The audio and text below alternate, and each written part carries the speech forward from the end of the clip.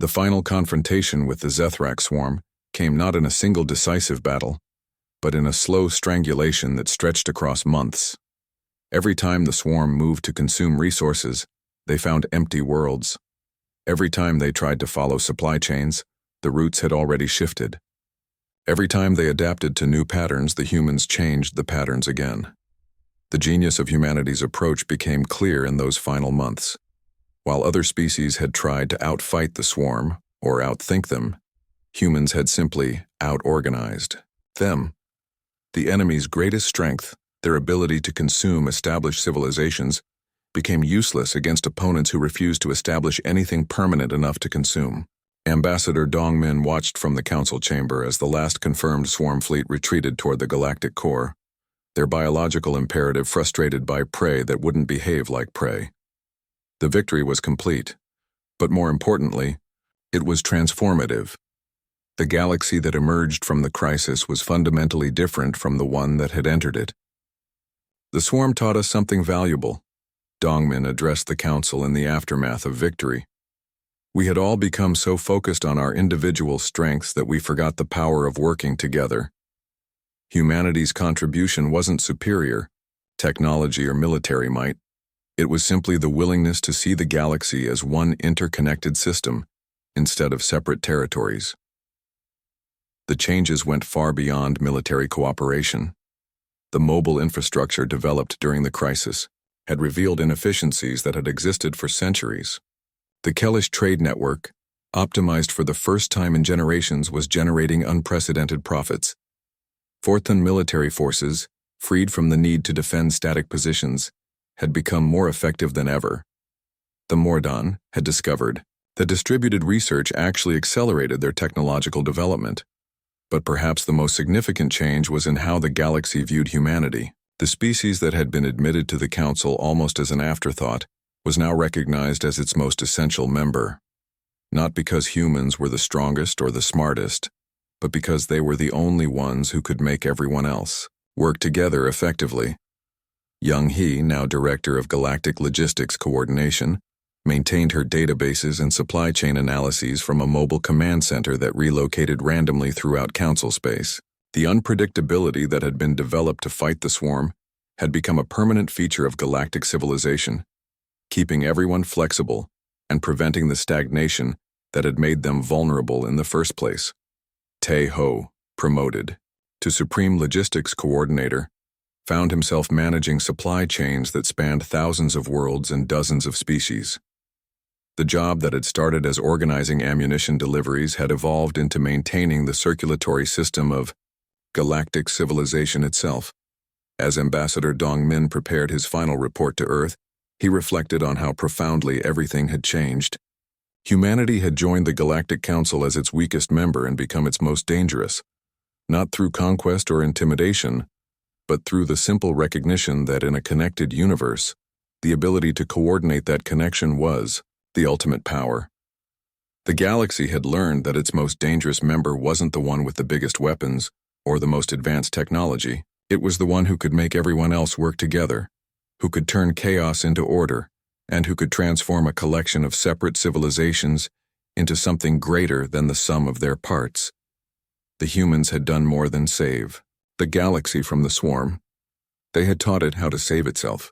Word of the Nexus victory spread across the galaxy faster than light itself. For the first time in their expansion, the Zethrak swarm had been not just slowed, but actually stopped.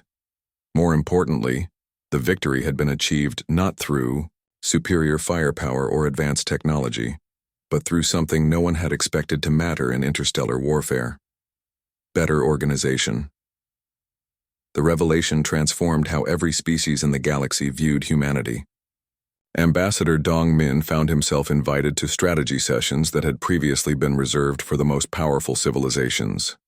Young He's logistical analyses became required reading for military commanders across dozens of species. Remarkably, human coordinators like Tae-ho and Su-jin found themselves treated not as subordinates, but as essential partners by aliens who had initially dismissed them as primitive. But the humans were just getting started. The Nexus victory had proven their coordination methods worked. But it had also revealed the swarm's greatest weakness. The enemy was incredibly efficient at destroying established systems because they had evolved to recognize and exploit the patterns that most civilizations followed. However, they were completely unprepared for the chaotic flexibility that humans brought to logistics. Commander Minho, Earth's senior military strategist, proposed something that sounded insane to traditional military thinking. Instead of trying to protect existing infrastructure, humanity would help the galaxy's civilizations become nomadic. Entire manufacturing operations would be designed to pack up and move within hours. Supply chains would be deliberately randomized to prevent pattern recognition. Most radically, civilian populations would be trained in rapid evacuation and relocation procedures. The swarm expects us to defend static targets, Minho explained to a gathering of the galaxy's top military leaders. They've evolved to consume civilizations that build permanent infrastructure and defend fixed positions. But what if we don't give them anything permanent to attack? The Kalish representative raised an obvious objection. Our entire economy depends on stable trade routes and established commercial relationships. You're asking us to abandon everything that makes our civilization profitable. Young He stepped forward with her datapad displaying economic projections. Actually, our models show that a mobile economy could be more profitable than static trade routes. The swarm forces us to abandon inefficient practices and find better ways to move resources. Some of your trade routes haven't been optimized in centuries because they didn't need to be. The evidence was compelling, but the cultural challenge was enormous. The Vorthans had built their identity around defending their homeworld.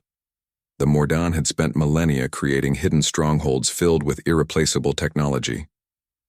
The idea of abandoning these foundations of their civilizations felt like cultural suicide.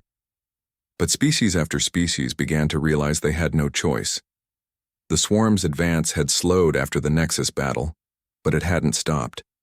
Traditional defensive strategies had failed everywhere else. The only successful resistance had come from embracing human logistics methods that turned entire civilizations into moving targets, too unpredictable for the enemy to track. The transformation was remarkable to watch. Proud Vorthon warriors learned to pack military equipment for rapid deployment. Kalish merchants discovered that mobile trading posts could actually reach markets that had been impossible to serve with fixed routes. Mordan scientists found that distributing their research across multiple temporary facilities made their work more secure, not less. But the real breakthrough came when Hyejin, a human xenobiologist, made a discovery that changed everything. She had been studying swarm biology from samples collected during the Nexus battle and found something that no one else had noticed. The swarm wasn't just following supply chains by choice, they were biologically programmed to do so. Their entire species had evolved to recognize and exploit the resource patterns created by sedentary civilizations. They can't adapt to truly random supply chains, she explained to a stunned council assembly. Their biology prevents it. They're like parasites that have specialized so completely for one type of host that they can't survive when that host changes behavior.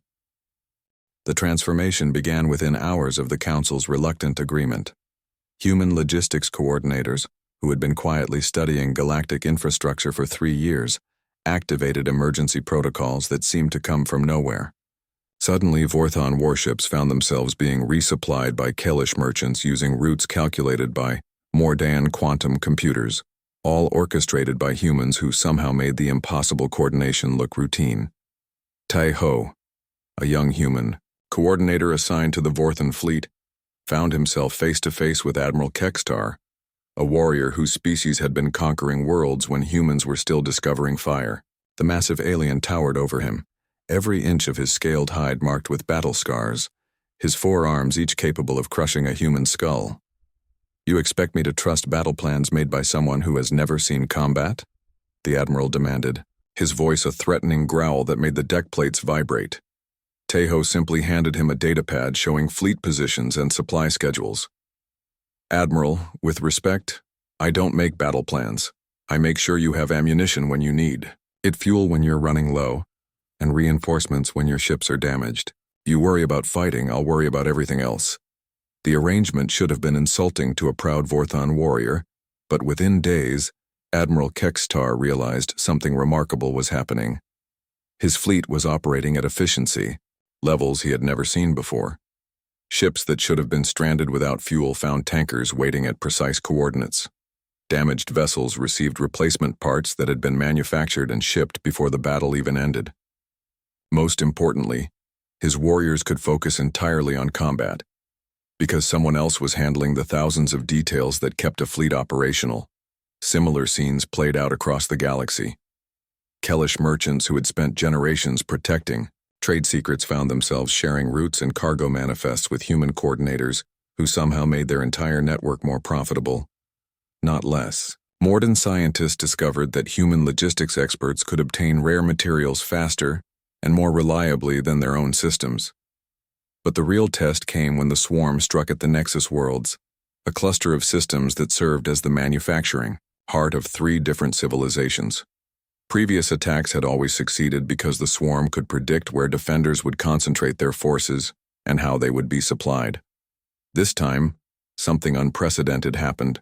Su Jin, the human coordinator for the Nexus defense, had spent weeks studying the swarm's attack patterns. She realized that while the enemy was brilliant at disrupting known supply chains, they had no experience dealing with completely improvised logistics networks. Her plan was to create supply routes that didn't exist until the moment they were needed. As the swarm approached the Nexus worlds, they encountered something that had never happened before in their centuries of expansion. Every time they moved to cut a supply line, they found it had already shifted to a different route. Every time they targeted a manufacturing center, they discovered it had been evacuated, and production moved to temporary facilities they couldn't locate. The defenders seemed to anticipate every move, not through superior intelligence but through superior adaptability. The battle raged for weeks, but for the first time since the swarm had emerged, they failed to achieve their objectives. They had consumed resources and destroyed infrastructure, but the core industrial capacity of the Nexus worlds had survived intact, scattered across dozens of hidden facilities and connected by supply chains that existed only in the minds of human coordinators. What the Council didn't realize was that young He had been doing more than just taking notes during those 3 years of quiet observation. She had been building the most comprehensive database of galactic logistics, resource flows, and supply chains ever assembled. Every shipping route, every manufacturing center, every agricultural world, every fuel depot, all connected in a vast web of interdependence that no single species had ever bothered to map completely. When the Zethrak swarm first appeared, Young He's analysis revealed something that had escaped every military strategist in the galaxy.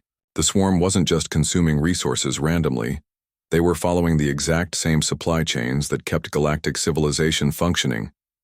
They moved from system to system along established trade routes, targeted manufacturing centers, overpopulation centers, and showed an almost supernatural ability to disrupt logistics networks. "They're not just eating us," Young He explained to a hastily assembled human strategy team. "They're starving us. Every world they hit becomes unable to support the war effort. The Vorthans can't fuel their fleets, the Kellish can't transport supplies, and the Morden can't get the exotic materials they need for their technology." Yun-Su, Earth's chief engineer, understood immediately. "So, while everyone else is trying to fight them ship to ship, we need to build new supply chains they haven't mapped yet." It was a brilliant insight that could only have come from a species that had spent centuries perfecting the art of moving resources efficiently across vast distances. The human plan was audacious in its simplicity. Instead of confronting the swarm directly, they would reroute the entire galactic economy through pathways the enemy couldn't predict or follow. Human cargo ships, dismissed as slow and primitive, suddenly revealed their true purpose. They weren't designed for speed. They were designed for efficiency and flexibility. Each vessel could carry vastly more cargo than the sleek ships of other species, and their modular design allowed them to be rapidly reconfigured for different missions. But the plan required something even more radical. Every species would have to temporarily abandon their territorial claims and allow human logistics coordinators to treat the entire galaxy as a single integrated system. Proud civilizations that had spent millennia defending their borders would need to trust a species that most of them still considered primitive newcomers. The debate in the council chamber was fierce. The Vorthons argued that such cooperation was impossible, that their warrior culture could never submit to human oversight. The Kellish worried about trade secrets and competitive advantages. The Morden claimed their technology was too advanced for humans to understand, let alone coordinate.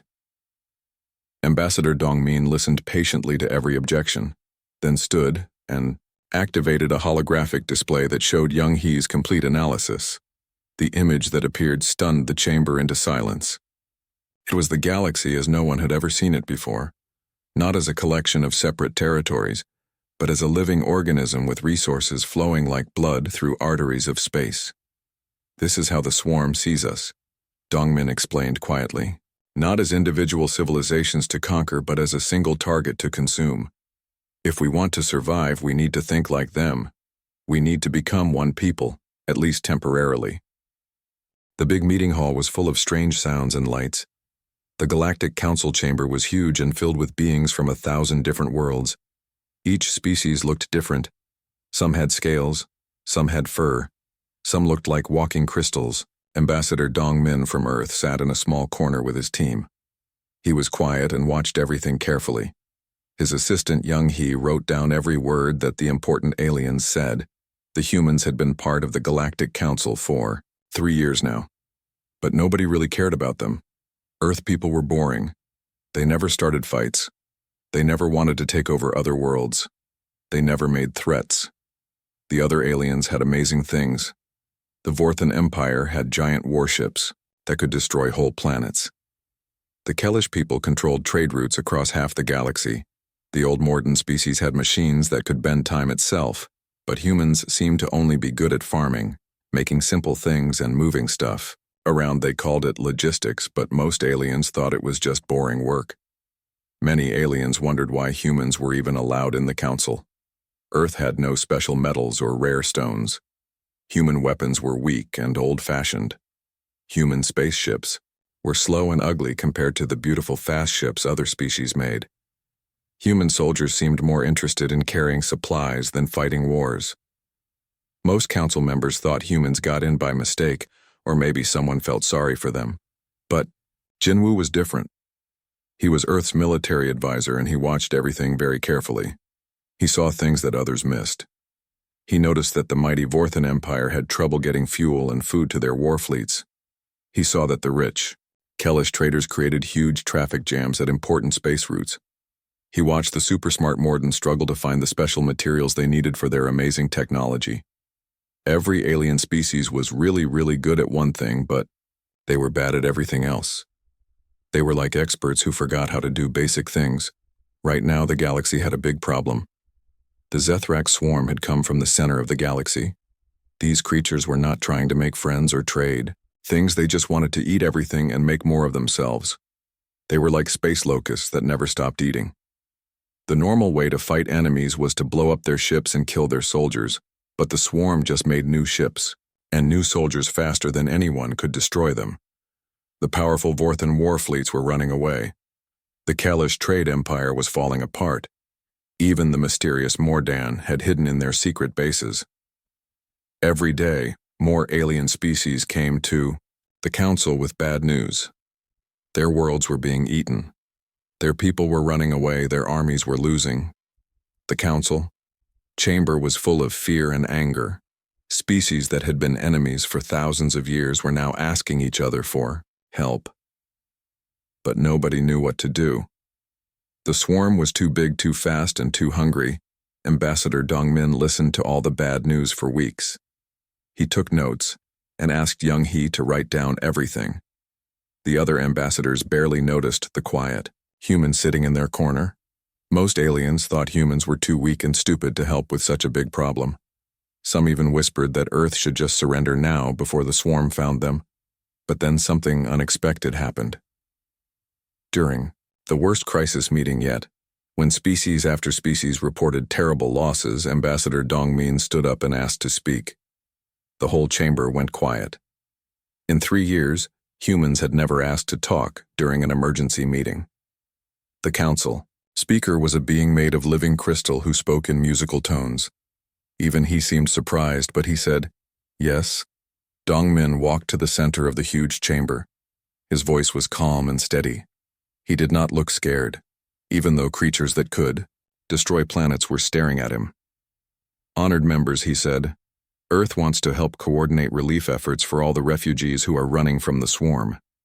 The request was so simple, so human, that some aliens actually laughed out loud. Here, the galaxy was about to end, and the humans wanted to organize food delivery.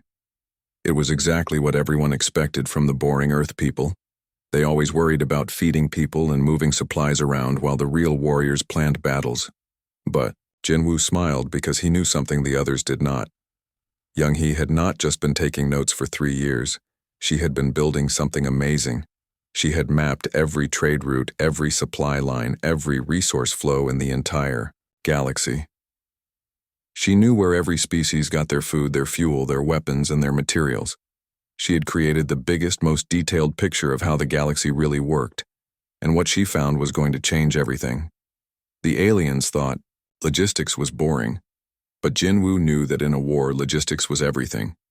You could have the best weapons and the bravest soldiers, but if you ran out of bullets or fuel, you would lose. An army that could not eat, could not fight a fleet without fuel was just floating metal. And right now, every species in the galaxy was about to learn that the boring humans understood something that all their advanced technology had missed. The swarm was not just eating planets randomly. They were smart. They were following the same paths that carried food and supplies to every world in the galaxy. They were breaking the invisible connections that kept civilization alive. And the only species that really understood those connections was the one everyone thought was too boring to matter. As the council meeting ended and aliens went back to their ships to plan more failed battles, Dongmin looked at his team. They had work to do. The galaxy was about to discover that its most dangerous member was not the one with the biggest guns. It was the one who knew how to keep everyone else fed, armed, and moving. The quiet observers were about to become the most important people in the galaxy.